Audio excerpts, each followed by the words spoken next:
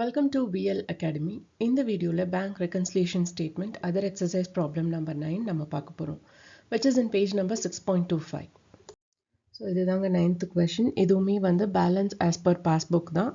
And இதில் நிறைய new terms இருக்கு. அதெல்லாம் எப்படி என்னங்கிறத நான் உங்களுக்கு எக்ஸ்பிளைன் பண்ணுறேன். நம்ம டைரெக்டாக ஆன்சருக்கு போயிடலாம். ஸோ இந்த ப்ராப்ளமில் வந்து bank balance as per passbook அது வந்து 15,200ங்க. அடுத்தது வந்து பேங்க் சார்ஜஸ் டெபிட்டட், அதாவது பேங்க் அக்கௌண்ட்லேருந்து பேங்க்கு 130 ரூபாய் எடுத்துட்டாங்க. ஓகே, பட் கேஷ் புக்கை பொறுத்த வரையும் அந்த இன்ஃபர்மேஷன் இன்னும் வந்திருக்காது. அவங்க அந்த 130 ரூபாவை வந்து அந்த கேஷ் புக்கில் லெஸ் பண்ணியிருக்க மாட்டாங்க. அப்போ அங்கே லெஸ் பண்ணல அப்படிங்கிறப்போ இங்கேயும் நாம் அதை லெஸ் பண்ணாமல் ஆட் பண்ணணும். ஏன்னா இங்கே ஆல்ரெடி லெஸ் ஆயிடுச்சு, 130 ரூபாய் எடுத்துட்டாங்கல்ல. ஸோ அது ரெண்டும் பேலன்ஸ் பண்ணுறதுக்காக நாம் இங்கே அதை ஆட் பண்ணணும். Okay, and next one is check issued but not presented to bank for payment. So நம்ம ஒருத்தருக்கு கொடுக்க வேண்டிய காசுக்கு நம்ம செக் இஷ்யூ பண்ணிட்டோம்.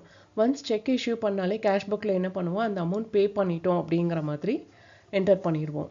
பட் இங்கே வந்து இன்னும் அந்த பேமெண்ட் ஆகலை. ஸோ நம்ம பேங்க் அக்கௌண்ட்லேருந்து அந்த 2000 ரூபாய் குறையல.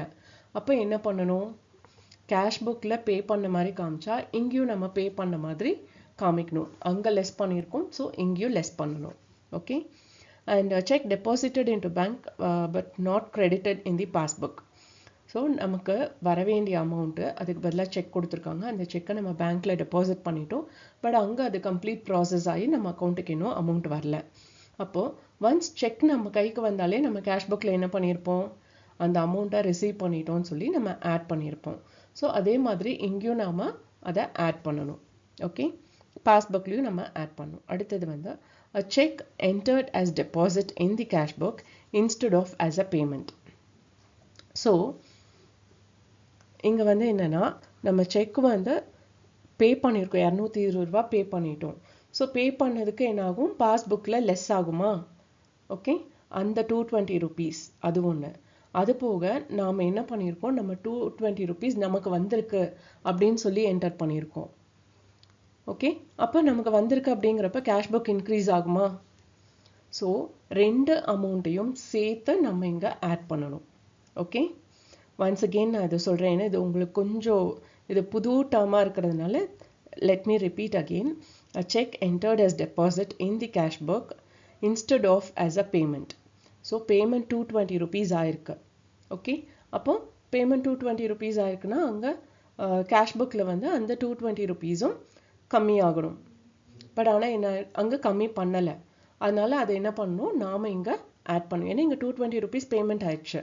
ஸோ அந்த 220 ருபீஸை நாம் இங்கே ஆட் பண்ணணும். அது போக கேஷ் புக்கில் வந்து என்ன பண்ணியிருக்காங்க, 220 ருபீஸ் ரிசீவ் பண்ணியிருக்கோம் அப்படின்னு போட்டிருக்காங்க.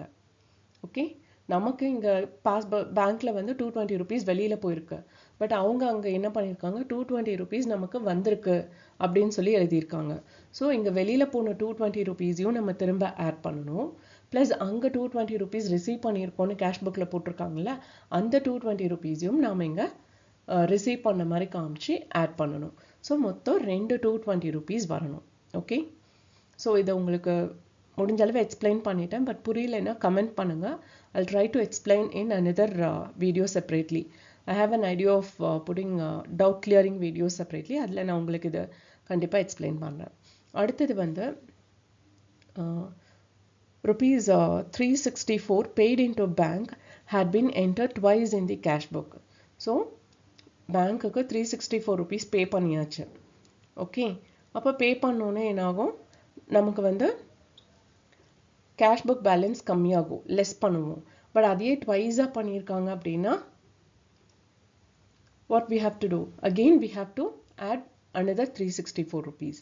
ஓகே, அதாவது என்ன, நம்ம அக்கௌண்ட்டுக்கு not paid into bank means நம்ம பேங்க் அக்கௌண்ட்டில் 364 ருபீஸ் போய் சேர்ந்துருக்கு அப்படிங்கிறது.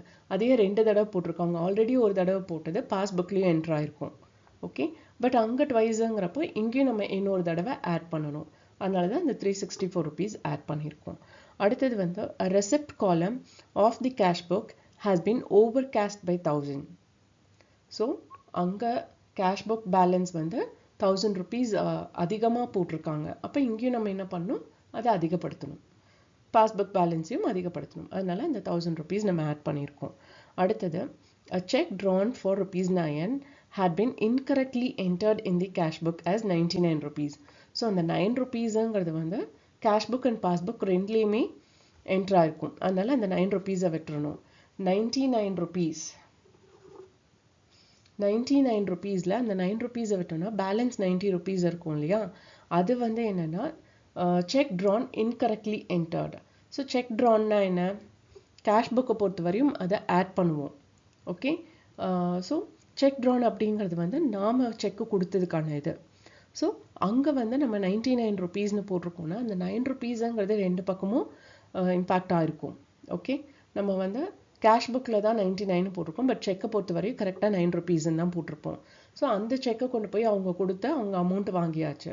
ஸோ நாம் அங்கே என்ன பண்ணியிருப்போம், லெஸ் பண்ணியிருப்போம். பட் 9 rupees லெஸ் பண்ணுறதுக்கு பதிலாக 99 rupeesன்னு லெஸ் பண்ணியிருக்கோம்.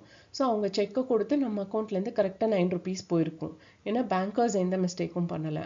அப்போ அதை நம்ம டேலி பண்ணோம்னா 90 rupees மட்டும்தான் எடுக்கணும். ஓகே, அதை எடுத்து நம்ம லெஸ் பண்ணி காமிக்கணும். ஓகே, ஸோ இப்போது ஆட் பண்ணுறதெல்லாம் நம்ம சேர்த்தோம்னா வில் கெட் 8,934 rupees. லெஸ் பண்ணுறது வந்து 2,090 rupees. ஸோ 15,200ஓட இந்த 8,934 rupees ஆட் பண்ணிவிட்டு 2,090 rupees less பண்ணோம்னா will get bank balance as per cash book as 22,044 rupees. இந்த வீடியோ வாட்ச் பண்ணதுக்கு ரொம்ப ரொம்ப தேங்க்ஸ். இந்த வீடியோ நிஜமாவே இன்ஃபர்மேட்டிவாக இருக்குன்னு ஃபீல் பண்ணிங்கன்னா லைக் பண்ணுங்கள், ஷேர் பண்ணுங்கள் அண்ட் சப்ஸ்கிரைப் பண்ணுங்கள். அண்ட் மறக்காமல் பெல் பட்டன் கிளிக் பண்ணுங்கள். ஒன்லி தென் நான் என்னென்ன ப்ராப்ளம் அப்லோட் பண்ணுறேன் அப்படிங்கிறது உங்களுக்கு நோட்டிஃபிகேஷனில் வரும். Thank you once again.